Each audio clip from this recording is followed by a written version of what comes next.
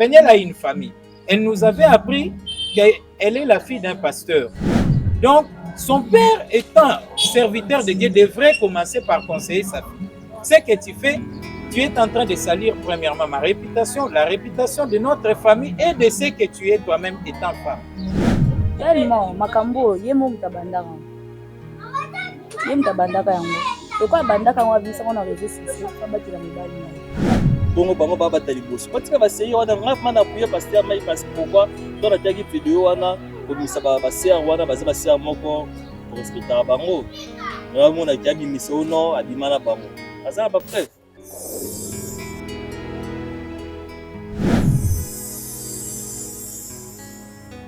Bonsoir, bonjour, ça dépend na Herbino Bozolanda. Ezanga imolobeni na bino benikuya. Sujet toza nango lelo, maman na likambo, maman na sujet ezali enfer ya pasteur Mike Kalambai na Peniel. Basambaki tolandelaki nyonso tomonaki déjà awa bakataki makambo. Et du coup tovandi tomoni susu na mboka ya na France, dossier est continué. Yango na lingi na tambisa micro na ngai na tuna ba vie ya batu peut-être Peniel batu bazanga simana ye. O bazo tinda eke asala bongo pour que concert ya pasteur Mike Kalambai eleka na mabe. Pourquoi? Yango to lingi to tambisa micro na biso to ye baba point de vue ya batu moko na moko. Bonjour maman. Bonjour madame. Madame, to lingi to partager no ma likambo oyo problème oyo entre pasteur Mike Kalambai na Peniel.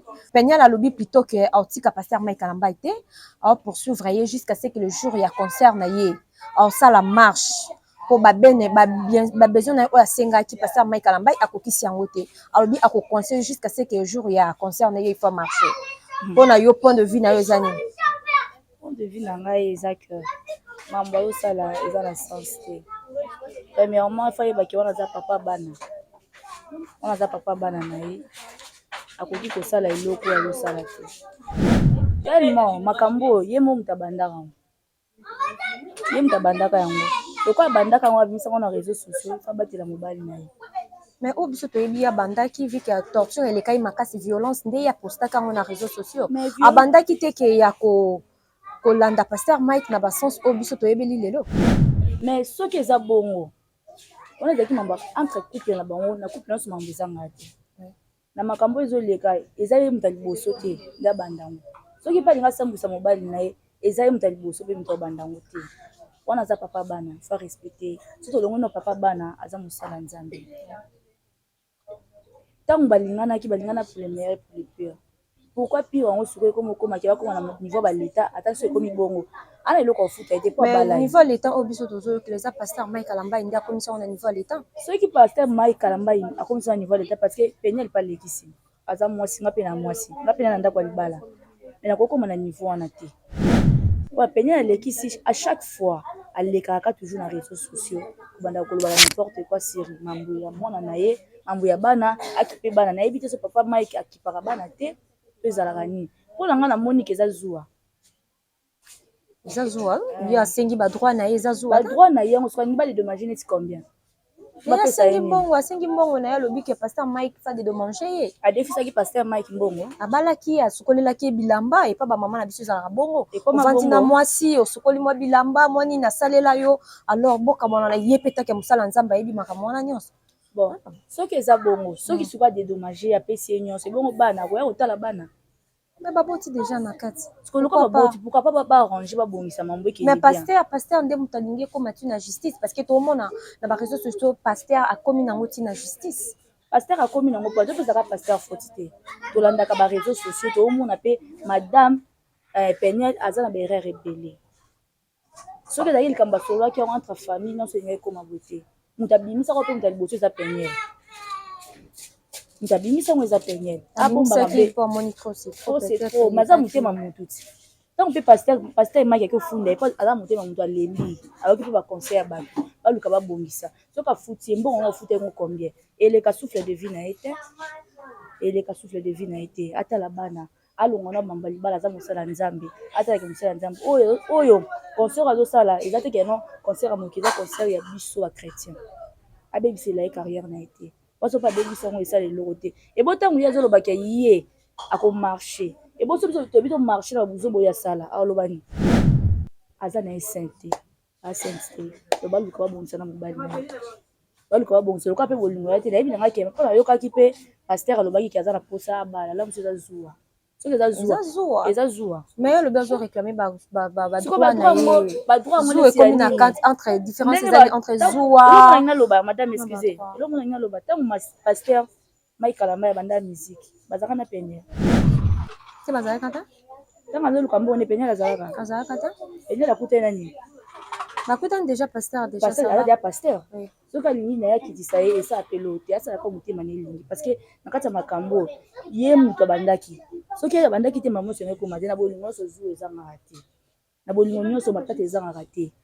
ye aza moto ya liboso te soki aza na posa asenga mbongo badedomage ye bana so amona babien o paster Mike aza nango alingi bakabola wana yasumambaka nzambe te komisika mamba mosuni baluka bakabola kasi apesa ye me akutaka ye mpe na makambo na ye akutaka dia Mike na mapango akuta Mike na bavoiture akuta na nyonso peut-être yo mpe mama ya ndako mwasi ya libala conseil nini olingi opesa moninga na yo mwasi ya libala azolekana na bamoma moko très difficile bamoma oyo peniel azolekana nango conseil nini oyo opesa basi ya mabalo bazolekana na bamoma oyo ya peniel azolekana nango na ye moko peniel conseil nini oconseille madame peniel na conseiller yo ezala motema monene baproblème ozokutana nango oza moto ya liboso te toya bato ya liboso te esi ezala déjà biso nini tokuti yango mposi ezalaka yango déjà donc juste ke ezala kaka motema monene soki oza na posa badedomage oyo na babiloko ozosenga okokoleka nango mpe na internet te to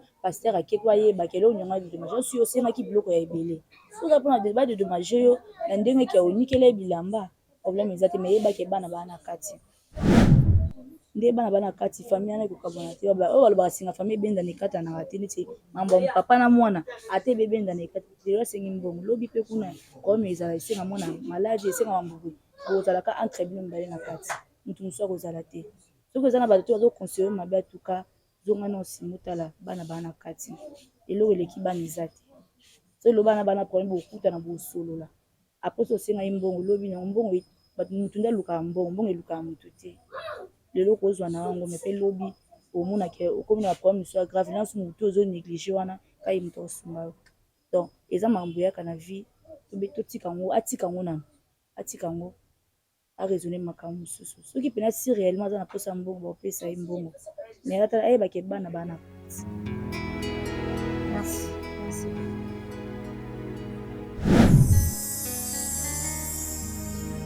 tozokoba toujours na kolanda koluka bato ya kopesa bapoint de vue na bango à propos ya sujet ya paster Mike Kalamba na madame Peniel. Madame Peniel alobi akotika paster Mike Kalamba te akoconseille jusqu'à ce que le jour ya concert na ye akoconseille pas ko marcher na kangi ndeko moko atoli to partager. Mais bonjour papa. Bonjour. Comment nani? Maître Chancel. Oui, maître Chancel, tolingi toyeba kaka point de vue na yo eza nini po na minute oyo makambo komi déjà na justice pasteur Mike Kalamba alobi akotika te Peniel pa alobi akosala marche jusqu'à ce que pasteur Mike akopesa ye oyo aza nango besoin. Normalement, lorsqu'il y a divorce, c'est pour des raisons. Premièrement, il y a des raisons qui sont cachées. Et une séparation, ce n'est pas la fin du monde. Je ne vois pas pourquoi elle doit continuer. C'est elle qui a décidé de partir. Ouais. Puisque le pasteur ne lui a pas dit de s'en aller. Elle s'est allée de son propre gré et elle ne peut pas toujours continuer à harceler. Là, c'est un harcèlement. Ce qu'elle continue à faire, c'est un harcèlement. Lorsqu'il y a tout début à une fin. Et le pasteur a décidé de fin de la relation à Bangote. Je ne vois pas pourquoi elle continue à harceler les pasteurs. Donc, elle n'a aucune raison de troubler même les concerts.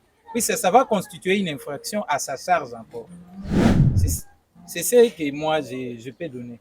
Non, selon Peniel, il y a le lobby à Kimaki parce que torture et les kaki.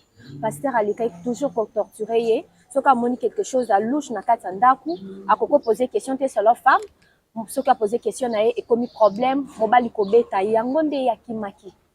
Madame, avant que la violence intervienne, il y a toujours eu un débit qui est parfois doux. C'est dû à la réponse qu'elle donnait parfois. Souvent, il y a des gens qui ne savent pas répondre devant certaines questions. Par exemple, l'homme vient charger et il vient du travail, il vous demande poliment, Mais comment moi j'avais laissé mes affaires là-bas, vous l'avez fait déplacer? Un simple je suis désolé peut tout changer. Peut-être elle n'avait pas ces dons-là, donc cet élan de s'humilier, de s'abaisser ou de se soumettre. Moi, je comprends, la voir seulement dans les réseaux sociaux, je vois c'est une femme qui n'est pas assez soumise. C'est quelqu'un qui n'a pas la soumission en elle. Lorsqu'on a la soumission, la torture ne viendra pas. Quelle que soit l'agressivité de l'homme, même si elle est en colère, si vous dites « je suis désolé, est-ce que tu peux me pardonner pour ce que j'ai fait ?»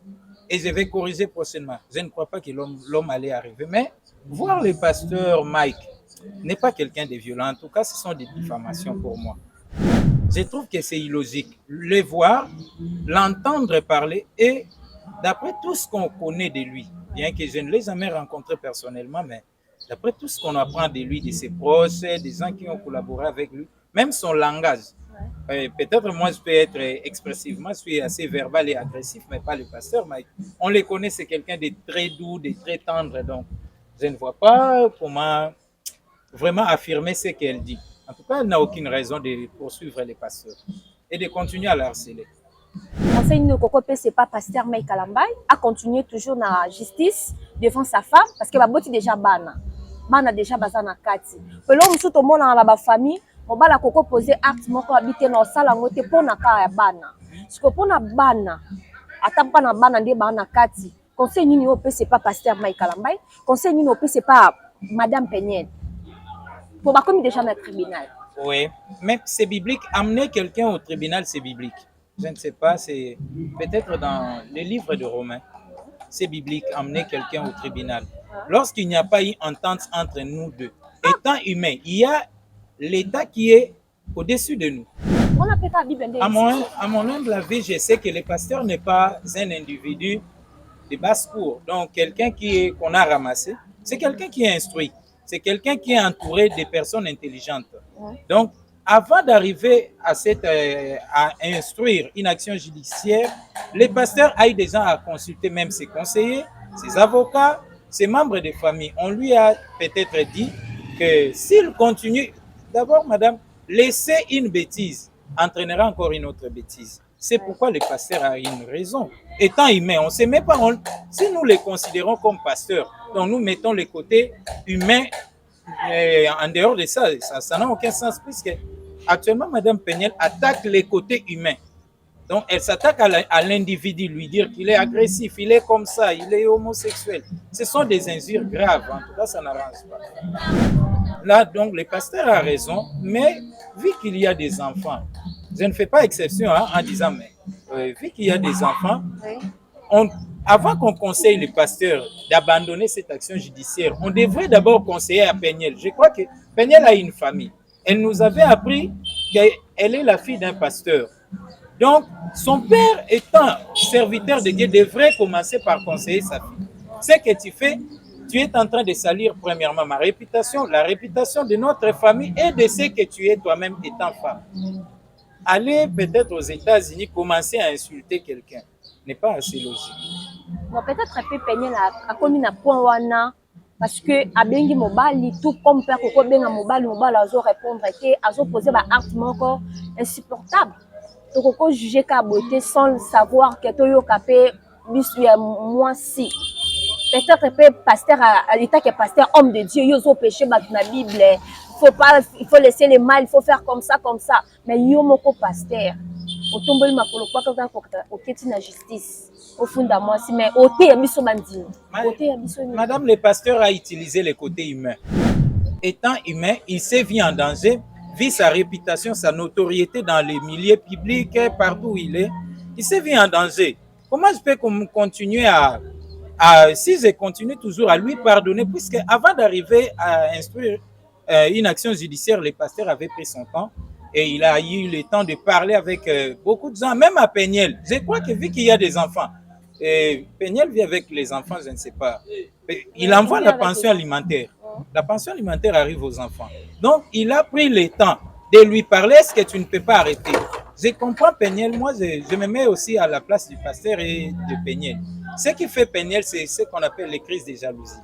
Donc, elle a un problème passionnel. Elle aimait trop l'homme. Et vu que c'est elle qui a décidé de partir, elle croyait que l'homme allait lui dire non, on peut continuer.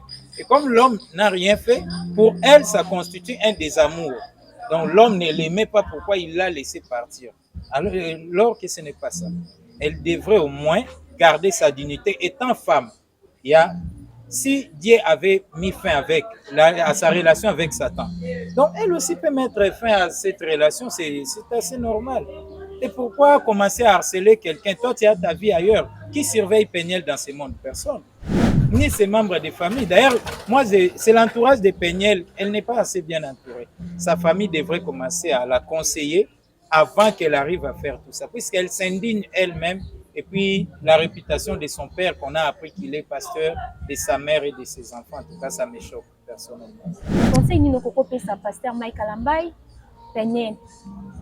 Vu qu'il y a des enfants, le seul conseil que je peux donner au pasteur est que, bon, je sais que le tribunal va statuer, dans les cas de divorce, on statue très souvent, ça sera pour les séparer afin qu'on interdise à l'un ou à l'autre de ne pas continuer à diffamer et puis à indigner l'autre dans les espaces publics ou dans des réseaux sociaux.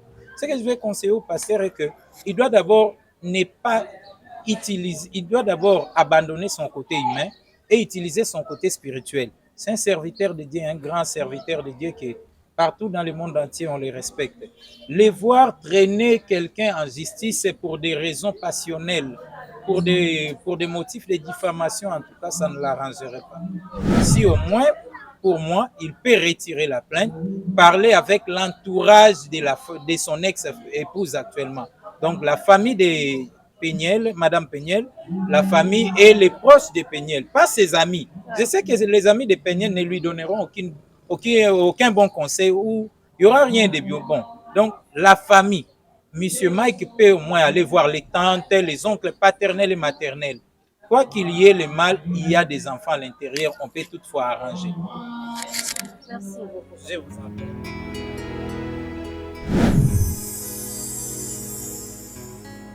Voilà, toujours continuer. Tout le maman Awawa, donc après ça, point de vue. Bonjour maman. Bonjour. Oui maman, si j'ai ça qui est pasteur Mike Kalamba, il peignait l'odeur au Tikaete, le jour à concert, il peignait la préparé à ça la marche. On a pasteur Mike Kalamba, alors bien qu'on conseille au Tikaete. Point de vue dans les années. Au monde qui est peignait loin de l'eau, ça les a azo baksaka makala moto le kwa mutu na ye. Parce que oh yazo ça bon wa musa na nzambe. Ozo comprendre. Donc ye azo bimisa na pasa boza ndeti. A sali réputation nzambe.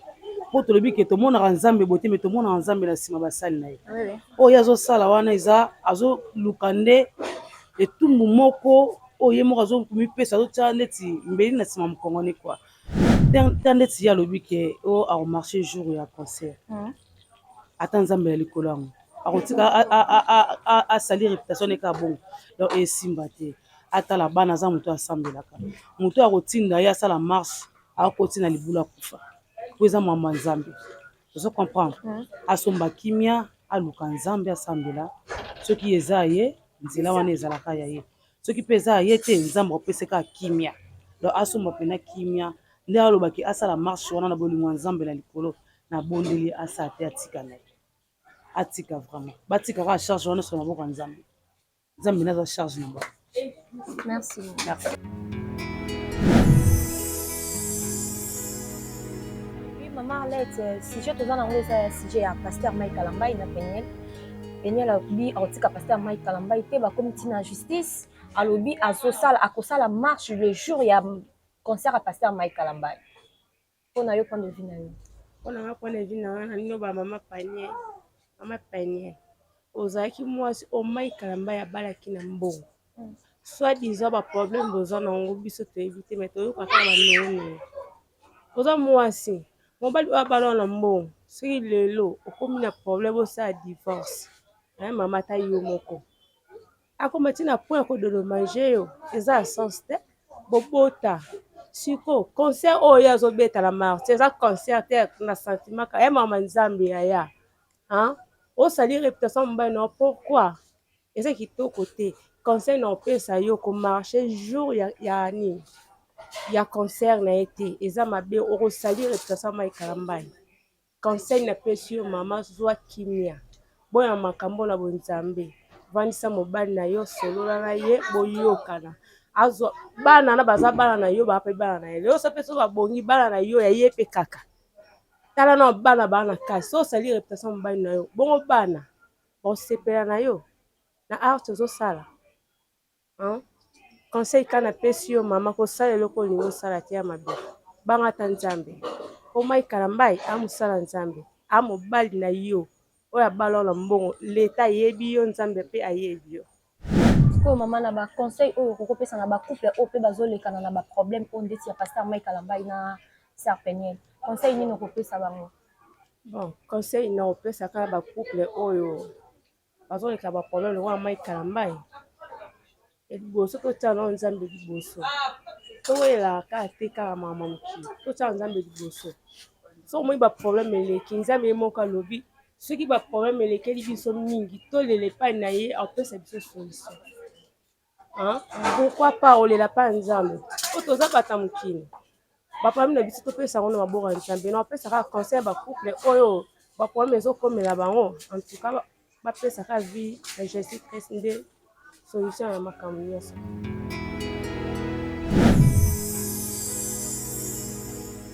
Bote papa Bote madame. ouais je na biso ezali paster Mike Kalambai na Peniel dossier na bango tovandaki pendant quelque temps tomonaki déjà awa esilaki makambo déjà bakataki mais du coup tomoni na Paris dossier lisusu na minute oyo ekomi na parquet ya Paris bazokontinue kosamba point de vue na yo eza nini Mpona dossier wana nga nazo vraiment koencourager paster Mike Kalambai parce que namoni paster Mike Kalambai motu ake porter plainte na appuyer yango pourquoi parce que il y a un moment nabosani une semaine ou 2 semaines passées atteint na réseaux sociaux amoni Peniel abimisi afandi kaka alala mokima abimisi liste moko basi oyo paster Mike abima na bango mwasi fo ozala liboma osala biloko moko bongo paster Mike pardon aza na concert dimanche na Zénith aza na concert na marti tozela yo bimisi liste amoni badebora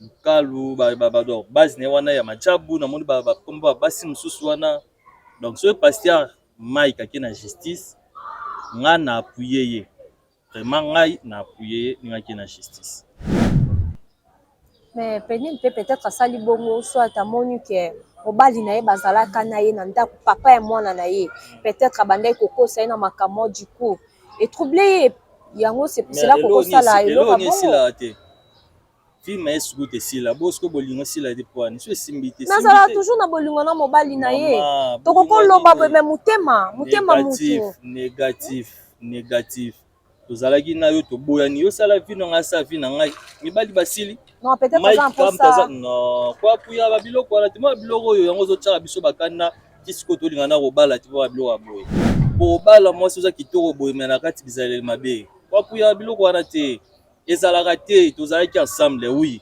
toboyani sala vi na ngai asali vi na ngai te toboyani peut-être yo mobali moto boyinga me nga mwasi na aza toujours na bolingo na oyo sikoyo asala na ye soki aza bolingo soki asali mais comprendre mwasi bana déjà baza na kati papa siko osekisika fort non ezalaka bongo te la love ezalaka soki bolingani esimbi te yo mona te basala 50 ans na bolingo bakabwani basali divorce bongo bango babata liboso batika baseye wana nga vraiment nappuye paster Mike parce que pourquoi to natiaki video wana komisa basere wana baza basere moko torespectaka bango namonaki abimisa ono abima na bango aza na bapreuve ometi asali bongo ma eninga na pamba te peut-être yen ça ne va pas arrête faut pas appuyer biloko wana eza babétise ya babétise donc eza vraiment babétise ngai na appuye paster akende eti na suka la justice po tovide kopa ngo malamu homme de Dieu conseil yo pesa homme de Dieu aza mutu azomata na chair olobi nini homme de Dieu homme nano eza liboso ti apres die donc aza na homme asala na mamba ba homme die esalama nsima donc ngai na appuye na ngai na appuye vraiment est-ce que conseil nini opesa paster Mike Kalambai na opesa conseil paster ke na omati na suka s'il s'agit momiana bakanga ye ye nango mpenza ntina suka parce que tozela concert ya Zénith eza de 26 awa so na bosani te martyr tozela esu na martyr awa donc vraiment na appuye na martyr on peut ba bis Peniel ba ça marche wana ba les on dit akokate na bateau o balinga pasteur Mai Kalambai akoka penzaki akokate bon ndeko na yo mwasi akoko bunga pe kumba conseil nini au conseiller ndeko na yo Peniel jeune le quoi petite sœur na yo to grande sœur na yo wana sexy tap na yebi motalango na yo ka na mona wata yo na kinte na tindela tindela ngana na evita na tindela Peniel sexy tap ma yemo kanzima ki ezala kingai te wala ngana mona ngote yo mona ngote te na mona te on sa pasteur te na mona te papa bon sérieux na kinte pour te dire quoi Peniel na conseil au pesa été nga na zulu baka ni na pasteur Mai Kalambai na appuyer a continuer ngo bongo pour asilisa une fois pour na Peniel na mana conseil au pesa mais na pesa ne conseil pour na basi moi si faut yebaka ke bolingo soki banda ki bien et repe aussi là ezana eloko mususu ko banda na ba bombo ba biscuit jour mususu ko mamba ba mai ba opi donc soit to supporter soit to tiki mais soki pe botiki il faut pas que tu lando kanga mukanga mibali basiliti mibali bazebele tiki oyo ozu mususu oyo tamsusu oyo tamsu ya landa Mike tamsu on nzamba bomuseli wana leki Mike musika ayeba te donc fatika Mike à côté ba faire na c'est fini c'est un peu ça.